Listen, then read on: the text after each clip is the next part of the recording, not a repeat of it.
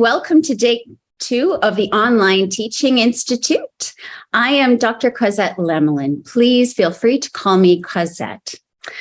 I'm the Assistant Director at the Center for Teaching and Learning, and I am very pleased to share some time with you this morning to talk about change in educational leadership and making changes in teaching within post-secondary education. Whether these changes are changes to a teaching framework within your department, a curricular review and making changes within curriculum or new courses, writing course descriptions and objectives, creating new courses, or changing the mode of delivery, like many of us have been experiencing in the last couple of years. However you incite changes in teaching, I have some ideas that I've been looking forward to sharing with you and some experiences from nearly 20 years of time in 3 universities in post-secondary education. So let's get started and see what resonates with you today. If you are here either as a formal or an informal leader within your faculty or department, then you likely know that making changes in teaching can be challenging, stressful, exciting, but also some of the most rewarding work that you do within post-secondary education. Let's start by sharing some ideas in the chat. I've asked my co-pilot, Graham, if he will kindly make the chat available to all of us so we can see each other's thoughts and ideas. And I'm asking the following question. Why, in your experience, do educational or teaching initiatives, such as some of the ones I've described in my opening, why do these educational or teaching initiatives fail in higher education? And by fail, it could also mean they start out all right, but then they kind of fizzle and return to the way they were. So, in your opinion and experience, what have you seen? Take a moment to reflect and then add your ideas to the chat. I'll give you a little bit of time to do that. I'm hearing that people don't understand the rationale for change. As instructors, we do the same old, and then we expect changes. Lack of support, not enough buy-in. I'm seeing resistance to change, time crunches, lack of support from senior administration. Lack of time and time pressure is coming up again and again. It takes time, it takes energy. Lack of buy-in. The sense that things are not changing for the better. Feeling under-resourced. Change is uncomfortable. I'm going to talk more about that this morning. It takes time. So I went and had a look at the literature and the evidence, most recent stuff too. I wanted to see how the evidence had changed since the last couple of years of the pandemic and how that had influenced changes to teaching and learning in post-secondary education in particular. And so I'm going to share some of that information with you this morning. Let's see what sounds familiar to you based on your comments first in the chat this morning. Changing teaching within the context of higher education is particularly challenging. So change is difficult, admittedly, in any professional setting. As one of you mentioned, it's uncomfortable, it takes time, it takes energy, it takes support, it takes resources, it takes buy-in. But changing teaching and teaching practices within higher education is especially challenging. And 2 authors that name that out loud and say it out loud are listed at the bottom of the screen there. Sometimes just hearing that is a reality can be very comforting. It was for me the first time I saw it. There are 2 main reasons why change is particularly challenging within post-secondary contexts. The first is related to faculty or instructor identity. I'm going to use the word instructor to encompass both our faculty members who may be on tenure or tenure track, as well as instructors who may be in teaching focused positions or instructors who are in more contingent positions. going forward. So the first idea related to faculty or instructor identity is instructors commonly state in the literature that they don't see themselves as an educator. I define my role within the context of the discipline. There was a really interesting study by Brunel and Tanner who spoke to a lot of science educators as an example study. And what they discovered was that a lot of science educators were defining themselves within the context of their discipline, and their professional status was defined within the discipline or professional context as science researchers. So this identity was an invisible or underappreciated barrier to science teaching reform.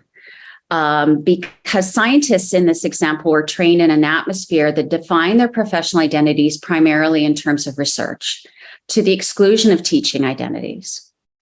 So embracing a teaching identity as part of one's scientific professional identity could be perceived in some contexts as a liability, or participating in pedagogical change might be regarded as a lower status than research.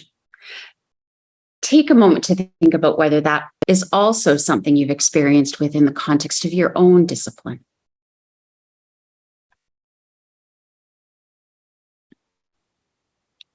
Another reason within teaching, within instructor identity that makes change challenging is that calls for change to academic teaching, they imply that the approaches of our mentors, the people who brought us up and have brought us forward within the context of our discipline are no longer working. They're no longer the best way to engage with today's students who are diverse and have different needs than we ourselves may have had, or what has brought us forward within our discipline to this point. So calls for change to academic teaching can be interpreted by instructors as, what you've been doing for the last 20, 10, 15 years, it's no longer working and it's no longer valued. And that gets instructors' backs up. And as many of you mentioned in your comments early in the chat, the literature does time and time again mention that instructors say, well, we don't have time to learn new teaching approaches. I remember speaking to instructors who were new within the university and seeing time and time again that they tell me they're just trying to survive the first couple of years as they learn how to be academics within a university context. And I remember telling friends and family members who work outside of the university, outside of post-secondary education, that, professors, teachers, instructors, it's not just a job, it's a lifestyle. They have so many competing demands. It is its own unique context. And instructors, faculty members reach a point where they finally transition from I'm surviving to I'm starting to thrive and I'm starting to find my way. And then in comes educational leaders who want to change things. And it's like, no, I finally just found an equilibrium or a place where I was feeling like I was managing all these competing demands, and now we need another change. And that can create resistance to change within instructor populations who have very, very demanding competing priorities. And as some of you mentioned, the literature also reinforces the very loud idea in the chat this morning that some folks feel that they don't have support or resources to make the change in teaching. It's real. If you're interested in exploring other resources that within the Tell Us Aspire list that Graham and the OTI team have provided for you, then these are the sources that you can go and explore these ideas in more detail. So some of the faculty and institutional realities within which make changing teaching challenging. The first one is related to, here it comes, highly successful folks commonly don't like to be told what to do. There is a thinker, David Rock, who is an Australian leadership expert and he wrote this statement and with the explanation that, as educational leaders or administrators, we often seek to hire the best, the brightest, most capable individuals who have proven themselves to be highly successful and capable people. And so herein lies the challenge of hiring really capable, autonomous individuals who are thinkers and problem solvers within their field. The argument from David Rock is that the more successful an individual is, the less likely you are as an educational leader or administrator in telling them what to do. When we tell these instructors what to do, they become focused on fending off our ideas for change. So some of you may have experienced this as instructors or faculty members cringing in response to being sold or asked to buy into a shared vision. They bristle at anything that will change the environment of their professional busy lives, as I mentioned earlier, especially when these individuals or these instructors perceive that, nothing's broken, nothing needs to be fixed for them. So this makes it really challenging to make changes within higher education. Just going to take a moment to let that land.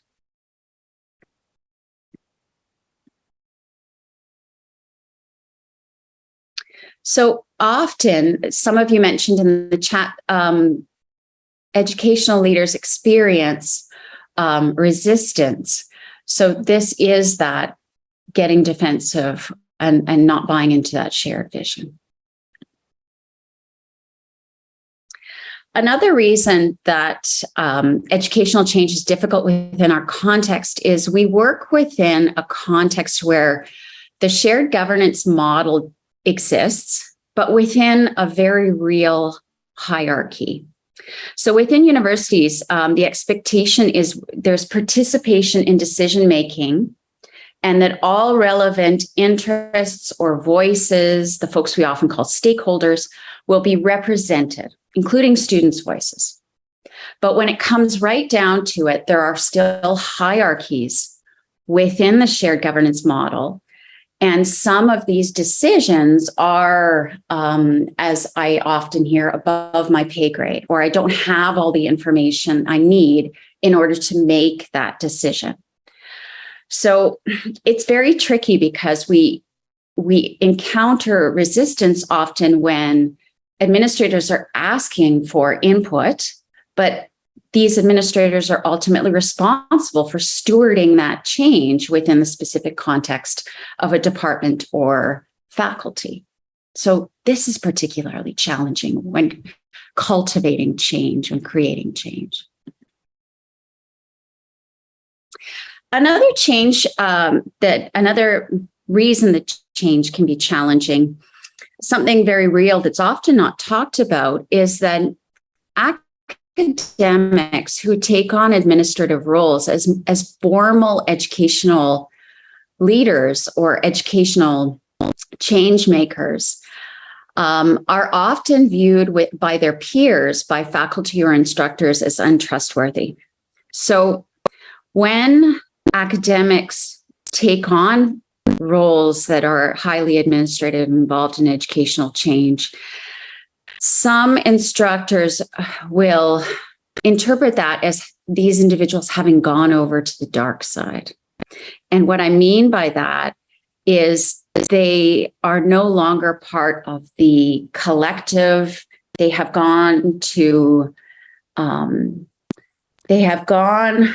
from being a colleague to being the boss. And that changes all of the kinds of relationships that previously existed when we were peers with our former instructor colleagues. So there is a certain measure of trust that needs to be built within a new administrative position with our former colleagues, now often the people who report to us, in order to show these former colleagues now, people who report to us, that we do have the personal and professional skills to lead those kinds of change. So this is a shift that often is not acknowledged and I think could use a bit more airtime. Going from being a fellow colleague in research or in teaching to becoming an administrator changes the relationships and the dynamics. And there is new trust that has to be built within that. If you're interested in exploring more of these ideas, then I've listed the resources below, and they're available in the TELUS Aspire reading list that Graham and his team will provide to you. So within the literature and evidence on how do you go about making change, if we have all of these barriers that you've identified and I have fleshed out just now in terms of instructor identity, in terms of the context within which we are working, how do we go about making change in teaching? What are the common approaches to making change in teaching within higher education? Most of the approaches fall within two main camps. So there's sort of a cluster of approaches on one side and a cluster of approaches on another side, which I'm going to explore. And we're going to have a chance to debrief with each other on this morning. So the first of those approaches are prescribed strategies and processes. So prescribed strategies and processes are the more conventional and traditional approach that I'm guessing nearly all of you have experienced yourselves. Commonly within the evidence, the academic literature, where examples have given of how change is made in higher education in terms of teaching and teaching approaches, Kotter's 8 stages of change model was the model that I kept coming back to from 1996 as a common point of reference. There are some studies listed below where you can explore how Kotter's stages of change was played out within a particular faculty department as part of making that change. But for our purposes this morning, I'm going to highlight what were some of the key take-home messages when we are using prescribed strategies and processes. So within a prescribed model of creating, instigating educational change, it most commonly starts with leadership, educational leaders convincing instructors that the way forward is widespread change. So this might be a crisis occurs like the pandemic, where we had to suddenly move to online remote teaching. It can be imposed on us by accreditation. It can be changes to the department, the university, cuts, increases in classroom sizes. So most commonly, educational leadership will present an outline of the data or the situation in some sort of large faculty-wide meeting, what I often call the fireside chat, where we talk about how things have to change and why. Another approach within the prescribed model is leadership recruits key stakeholders. So essentially, people that leadership perceives to have the greatest interest or the most qualified interest in helping make the change based on politics, position, expertise, and creates a group of people who are going to drive this educational change within the faculty. Sometimes within the literature, this is called a guiding coalition, who get together in a series of regular meetings to create a vision for how this change is going to go forward and how these individuals, these stakeholders in the guiding coalition, can act as role models for change. So there are regular meetings of the guiding coalition. There are requests for input from individual teaching teams to the guiding coalition. An example of this I saw within a faculty at a university I previously worked at was they set up a curriculum room where all of the new courses that were being built were displayed openly, and people could be asked to put input onto these large poster papers. And then the research suggests that one of the next steps in this model commonly is that the guiding coalition provides concrete resources and rewards, aiming for what they call early successes or early examples of success that can be highlighted or showcased.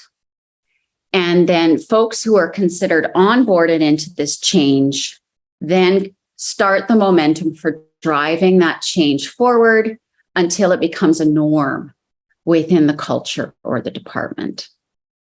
So this is an example of strategies that are used within the prescribed model. So before we go into a breakout, I want to give you just a moment of pause, a moment to think. Okay. Having seen these strategies or examples for change, okay, I'm going to ask you in a moment to go into a breakout room, groups of 4 or 5. Graham is going to help me out with this. I'm going to ask you to go into a breakout room with 4 or 5 other individuals, and you're going to have you're going to have 10 minutes together to discuss what would be the advantages of using some of these strategies, but also what would be some of the risks. I want to give you a moment before we go into those breakout rooms for you to compose your thoughts, maybe jot down a few ideas, or just have a think. I know I've been in a number of breakout rooms where the first question we ask each other is, what are we supposed to be doing? So I'm giving you a moment to prepare to go into a breakout room and talk with those in the breakout room. Or what are the advantages and risks of these prescribed strategies? Certainly what I'm seeing here when I look at the Jamboard is that many of your thoughts and experiences are echoed by what was found in the research on prescribed change. So for instance, what the evidence tells us on these types of approaches is that when we are working with these conventional attritional approaches of prescribed change or more top-down change, is they can be seen as more concrete, straightforward, and accessible to educational leaders who may not have a lot of experience in the field of change management. Change management is a whole field in and of itself. So it gives educational leaders something to hold on to. Those Kotter's 8 steps is a pathway within which to access creating change. Because it is top-down, the evidence is showing that when something is top-down, it's less likely to be adhered to over the longer term. And there can be concerns about lack of transparency if not everyone within your faculty or department is on board with how the changes are being made in terms of who are on those guiding coalitions, who are those key stakeholders that are driving that change, or if staff feel that they are not going to take part in that change. It can really divide instructors between what was referred to once in a faculty that I worked for in a former context. I remember the dean saying it was dividing our instructors between who was on the bus and who was not on the bus. And some instructors felt forced out if they weren't part of that change. And that is definitely a risk in using very prescribed change processes, especially within a short period of time. It assumes to some greater or lesser degree, and this may work for some instructors, but not for others, that leaders motivate instructors or others to change through incentives and rewards. And the incentives and rewards may not be the same for all of our instructors. What brings us to teaching, what gets us out of bed in the morning, our commitment to teaching, the place the importance we place on teaching within our respective roles varies across the various members within your department or faculty. So the next type of strategies, remember how I said there was two camps. The prescribed strategies and processes are one camp. Some are more prescriptive than others. There's a range within that camp. The same goes for emergent strategies or processes. So an example of emergent strategies or processes, a more ground up, grassroots, ongoing cyclical nature of change can be found, for example, in the work of Albion et al. 2007. That was one that was commonly referenced. If you'd like to explore some studies that have talked about how emergent strategies and processes played out within a particular faculty or department, then I have included those studies below that you can go back and take a look at another time. But again, sharing some of the highlights, some of the key take-home messages of when change leaders in teaching and learning in a faculty or department are using emergent strategies. Let's see if these resonate with your experiences. Okay. So emergent change often starts with a cyclical or intuitive processes led by leaders. And a need for change is either identified within the instructor population or, similar to the first type of strategy or process we looked at, prescribed, it's mandated or identified. Okay. The difference here is that with emergent change, we start conversations with instructors and with our faculty group as a whole, talking about how we can disrupt the norms, see what we learn from disrupting those norms, and look at changing something that isn't working for a number of our instructors. Okay. Again, sometimes it's mandated. It's not always from within the instructor population. But again, it comes from an initial discussion. This is where it is sort of similar to the first set of strategies, where we talk about there's some change that needs to occur. Okay. This is where it starts getting really different. The leadership starts developing structures within a faculty or department, or creating opportunities for more innovation, interaction, collaboration, and experimentation. So in this case, educational leaders start creating opportunities and contexts for instructors to collaborate and start sharing messages like experimentation is safe. We want to try new things. In this instance, the goals, strategies, and roles are discussed among the instructors and how we can do things differently. Okay. So this may be realized by, I want to give you a couple of examples here just to make sure this point is clear. In this instance, we may have more teaching teams. We may have multiple instructors collaborating on the development of a course. We may say, this is how it's always been done, so let's bring that person in, but let's bring in some new perspectives to that course to talk about how we can disrupt the norms and how things could change within the course or curriculum.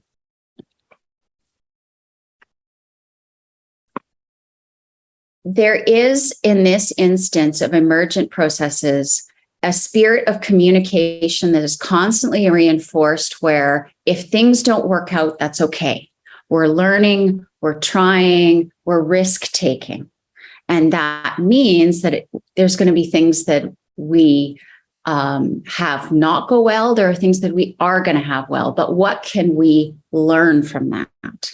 And then next step, often within emergent approaches, is leadership provides opportunities for these innovators, these first risk takers, to communicate how things are going with other course teams, with other instructors, within the context where, okay, it's safe to say, this didn't work for me, but here's what I learned from it. And so the new approaches and what we learn from it we communicate and learn together.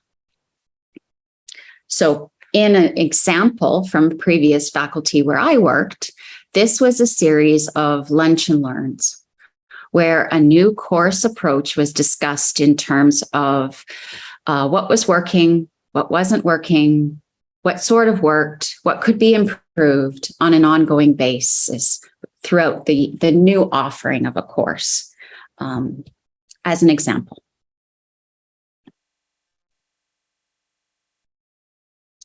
So this is where, in comparison to the previous strategies or models, where rewards and holding up good examples of early successes were held up, this is where it's different. In emergent processes, new innovators arise, and then leadership promotes the ideas and the person towards the end of the process. So this is much more instructor-driven as opposed to leadership-driven. Now, these approaches within faculty require that some of the goals, the strategies, the roles, the communication are given over to the instructors or faculty members. The research suggests that there has to be fairly high levels of organizational trust among the different instructors and the people involved for this type of strategy to work. So there has to be some periods of trust building and making sure that we are all aiming for some of the same values and goals in making some of these changes. Otherwise, instructors will all just start going in different direction like tangents, right? So because the motivation comes within the instructors and they're trying out lots of different changes, there has to be, in this case, opportunities to be transparent and open about what's going well and to hear all of the voices and interests. As an educational leader, what I see when administrators and other educational leaders engage in these processes is there is a certain amount of letting go that has to happen among educational leaders, to trust the process, to trust the people involved in the process, that they are going to be working towards, they're doing their best, and that they are working towards making positive change within the faculty. When this starts to occur, a new shared vision of change develops, and then the leaders start to change the structures within the department or faculty as a result of these changes. So in this instance, it's almost the opposite of the first strategy I showed you that was prescribed, where the structures, the processes and procedures were changed right away to create opportunities. In this instance, with emergent change, the changes in the structure of the faculty department come in the end after instructors are already doing those innovations, living out that change, as it were. So just like the first camp of prescribed strategies and processes, there are advantages and disadvantages to this. This more grassroots approach does have some risks, but there are some advantages. So I want to give you another moment, just like I did before, to think about what you've seen, what this has looked like for you in previous contexts. What has this looked like if you've seen this before? And what might be some of the advantages and risks of engaging as an educational leader with your instructor team, with your faculty team, in some of these emergent strategies and processes? I'm going to give you a moment to think. Then Graham is going to launch you back into breakout rooms for another 10 minutes. I'm going to keep it to 10 minutes this time because I want to have a chance to reflect with you a little bit on some of my own experiences with these changes towards the end of our time together. Your comments within the Jamboard certainly echo a lot of the findings within the research on emergent or grassroots type strategies for making educational change within higher education. You remember how I mentioned earlier that instructors often don't like to be told what to do, or that they bristle when things are going to be, when they're told that this is how things are going to change. Well, the great advantage with using these types of strategies and processes is you get instructors involved in using their very capable, creative ideas to help be part of the change. And by leveraging or using all of their creative gifts as the frontline instructors in making educational change, you are likely to get some really awesome innovations as a result. Some of the risks most commonly identified in the literature, many of you have identified in the Jamboard and are likely not a surprise. This approach tends to take more time. So this can be very stressful if you are, for example, on a very short-term accreditation process, or there hasn't been a lot of time for the change. I think about the quick turnaround that we all had when the pandemic broke out. We didn't have a lot of time to start forming subgroups to talk about how we were going to make this change. This was crisis management, and someone had to make a decision. So that is an example where that could be really stressful if we didn't have some quick decisions. So this emergent strategies tend to take more time. They also are very political. They're very relational. And so some of the evidence that you need to be aware of if engaging in these emergent strategies is there can be a fair amount of emotional labor as a leader or as a co-collaborator on some of these educational changes. They can, for example, feel chaotic, contentious, as slow, because the change does take more time. It is more likely to stick, though. Here's the thing. That's another advantage. The changes are most likely to stick. Here's one of the key take-home messages from my time with you this morning. Since no two department cultures are alike, each change process is going to be unique. So there is no, in my experience, magic recipe or process that's going to work for your specific faculty or department. Your department or faculty's process is going to be different than another department or faculty's experience because they're different contexts. So what comes out again and again in the literature, Buller's a good example. Koslag and Kunin in my reference list is another good example. Both vertical change processes from the leaders and horizontal from among colleagues. Both of these types of changes and strategies are needed to support educational change and transformation. So this has been my experience both as an educational developer who works with faculties and departments for a central unit. It has also been my experience as a faculty member and instructor within a unit. So let me tell you a little bit more about that by framing this within my personal experience as we close this morning. So I think there's a difference between helping others manage or cope with their changes and leading educational change. Right? Coping is part of it, helping individuals get used to the idea that change is coming, change is happening, creating opportunities for change is different than recognizing that many of the instructors you're working with, whether they're your colleagues, whether you're calling them your stakeholders, whether you're calling them your instructors, and leading the change, okay? So what we're talking about with these prescribed and emergent changes and which strategies you use when is about leading change. The punchline for me is that as an educational leader, I would encourage you to think about what parts of your educational change are you going to prescribe from your position, either as an administrator or a formal or informal educational leader.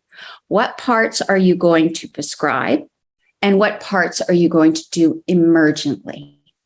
and think about that in a very purposeful way. This is a very sophisticated way to say, choose your battles. What are you going to make decisions on? What are you going to ask for your instructors and teams of instructors to give, to take and run with and innovate with, or to help make inputs and decisions on? I think this is important for you to think about thoughtfully and carefully when you are making change within your faculty. So from my own experiences, I think you need to remember that you are going to be part of the coping with change as an educational leader, and recognizing that you have within your faculty or department so many different types of people motivated by different things, as we mentioned at the start of this presentation, right? What one instructor resonates in terms of the change will not for another. And so knowing your people, understanding your different people and their motivations, building that trust is going to be an important part of change process as an educational leader. Because your different instructors are at different stages of change at any one time. I'm going to share the last point, and then I want to share a graphic that encapsulates what I think is part of your role as an educational leader who is creating change.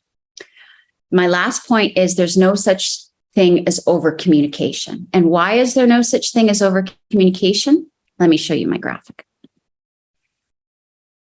want to give you just a minute to take a look at my graphic. When you are creating educational change, transformation within a faculty or department, all of this is happening at once. You have some people who are all at different stages of this process. Even if you are following a certain stage in the change process, let's say for the sake of argument, you get really sold on Kotter's 8 stages of change. Your people, no matter what stage you're in your change process, are going to be in some of these happy face example stages in my graphic, okay?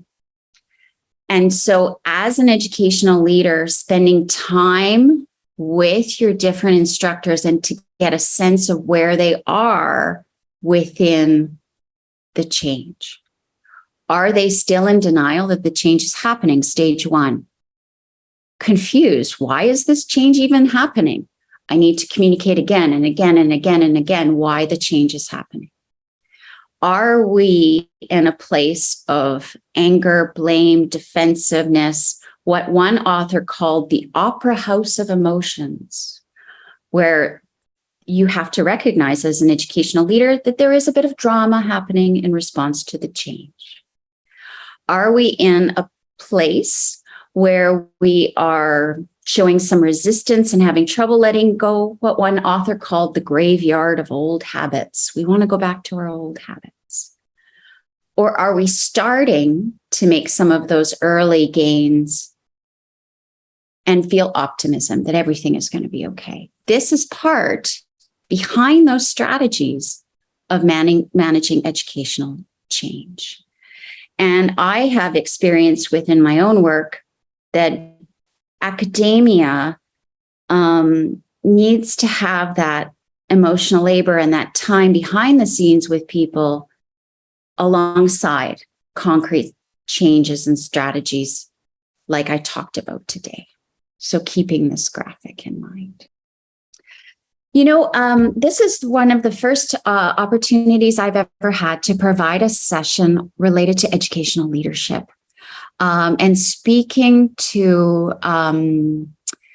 formal and informal leaders and administrators who are making changes to teaching and learning within their faculties and departments. And so I would love some feedback if you have an opportunity to a moment of your time to provide some feedback in the feedback forum for the larger online teaching institute. I feel that often these things are not talked about. and I want to be open and transparent about them. If you'd like to keep the conversation going or have a conversation with me in particular, please consider contacting us at ctl@ualberta.ca and requesting a consultation to keep the conversation going. I hope that when you met with other folks in your breakout rooms, you had a chance to connect around things that you experienced that are very real within your faculties and departments, and that was meaningful for you. Thank you very much to Graham for helping me facilitate today, and please enjoy the rest of the Online Teaching Institute. It's been a real pleasure to spend this time with you today.